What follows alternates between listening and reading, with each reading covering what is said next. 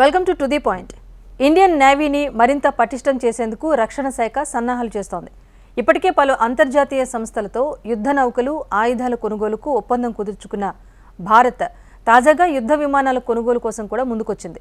హిందూ మహాసముద్రంలో ఇండియన్ సామర్థ్యాలను పెంచుకునే క్రమంలోనే ఇప్పటికే 12కు పైగా సముద్ర నిఘా విమానాలను కొనుగోలు చేయనుంది.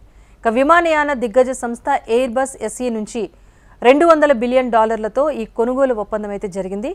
ఈ ఒప్పందం విలువ భారత కరెన్సీలో అక్షరాల 2,900 కోట్లన్నమాట. మధ్యస్థ శ్రేణి బహుళ మిషన్ సముద్ర నిఘా విమానం దేశ సముద్ర ప్రాంతంలో భారత నావికాదళం, భారత కోస్ట్ గార్డ్ నిఘా సామర్థ్యాలను బలోపేతం చేస్తుందని రక్షణ మంత్రిత్వ శాఖ ఓ ప్రకటనలో తెలిపింది.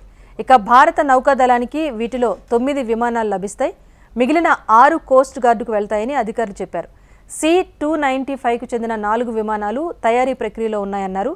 దేశ వ్యతిరేక కార్యకలాపాలు కొనసాగించే వారిపైన ప్రతిదాడి కోసం భారత్ అరేబియా సముద్రంలో దాదాపు డజన్ యుద్ధ నౌకలు, మానవరహిత వైమానిక వాహనాల సముదాయం, దీర్ఘశ్రేణి సముద్ర నిఘా విమానాలను ఇప్పటికే మోహరించింది.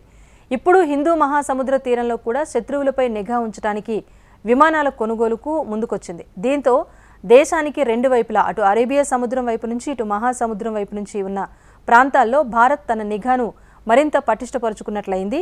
ఇప్పటికే మాల్దీవుల ఘటన, ఆ తర్వాత చైనా ఆక్రమణలు చూస్తున్న నేపథ్యంలో ఇవి భారత్ రక్షణకు తప్పనిసరిగా భవిష్యత్తులో ఉపయోగపడతాయన్నది వాస్తవం.